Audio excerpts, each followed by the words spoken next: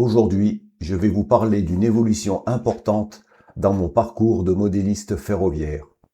Pendant plusieurs années, le zéro a occupé une place importante dans ma passion. J'y ai trouvé beaucoup de plaisir, de belles rencontres et de magnifiques modèles. Pourtant, au fil du temps, mon intérêt s'est progressivement déplacé vers l'échelle 1/32e. Alors pourquoi ce changement? Est-ce que j'ai été déçu par le zéro? Est-ce que l'échelle 1 est meilleure? Absolument pas. Je vais simplement partager avec vous mon expérience personnelle et les raisons qui m'ont amené à privilégier aujourd'hui l'échelle 1. Avant toute chose, je tiens à le dire clairement, j'aime toujours le zéro. Pour moi, c'est une échelle remarquable. Elle offre un excellent compromis entre taille, réalisme et espace disponible. Les modèles ont une vraie présence. Les détails sont déjà très poussés. Et l'on peut encore envisager des réseaux relativement ambitieux sans disposer d'un local immense. Pendant longtemps, j'ai sincèrement pensé avoir trouvé l'échelle idéale. Il y avait cependant un point qui me faisait parfois hésiter. Lorsque je me suis investi dans le zéro, l'offre de matériel français était plus limitée qu'aujourd'hui. Bien sûr, il existait de magnifiques productions artisanales, mais elles représentaient souvent un investissement important. Pour un amateur souhaitant constituer progressivement un parc de locomotives et de voitures françaises, les possibilités restaient relativement réduites. J'avais parfois du mal à trouver certains modèles emblématiques que j'aurais aimé voir reproduits. Cela a certainement contribué à me faire regarder vers d'autres horizons. Il est important d'être honnête sur ce point. La situation a beaucoup changé. Ces dernières années, l'offre française en zéro s'est considérablement enrichie. De nouveaux fabricants sont arrivés. De nombreux artisans continuent d'innover.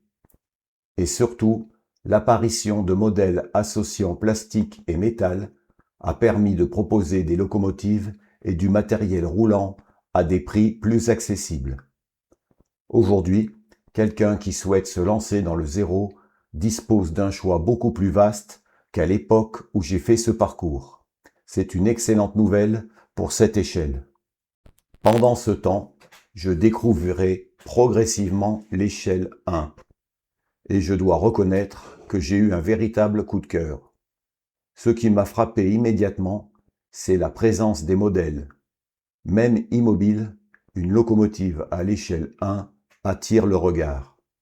On ne regarde plus seulement un modèle réduit. On a presque l'impression d'être en face à une véritable machine ferroviaire miniature. À cette échelle, tout devient plus lisible. Les commandes de cabine, les manomètres, les volants, les tuyauteries, les équipements de freinage, les détails mécaniques. Chaque élément peut être observé et apprécié. Je me suis rendu compte que je passais parfois autant de temps à admirer un modèle qu'à le faire rouler. Et c'est précisément ce que je recherchais. Avec le temps, ma pratique a évolué. Je me suis éloigné d'une logique de quantité. Aujourd'hui, je préfère posséder moins de modèles, mais les apprécier davantage. Prendre le temps de les observer. Comprendre leur fonctionnement.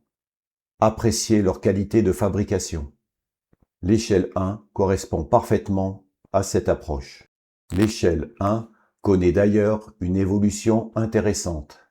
Comme le zéro il y a quelques années, l'offre française commence progressivement à s'étoffer. De nouveaux modèles apparaissent, de nouveaux projets voient le jour. L'intérêt pour le matériel français grandit. Bien sûr, il reste encore beaucoup de chemin à parcourir. Nous manquons encore de modèles véritablement accessibles, capables de démocratiser davantage l'échelle 1. Le zéro a déjà franchi une étape importante dans ce domaine. J'espère que l'échelle 1 suivra progressivement le même chemin, car plus l'offre sera riche et accessible, plus cette échelle pourra séduire de nouveaux passionnés. Malgré toutes les évolutions positives du zéro, je ne ressens pas aujourd'hui l'envie de revenir en arrière.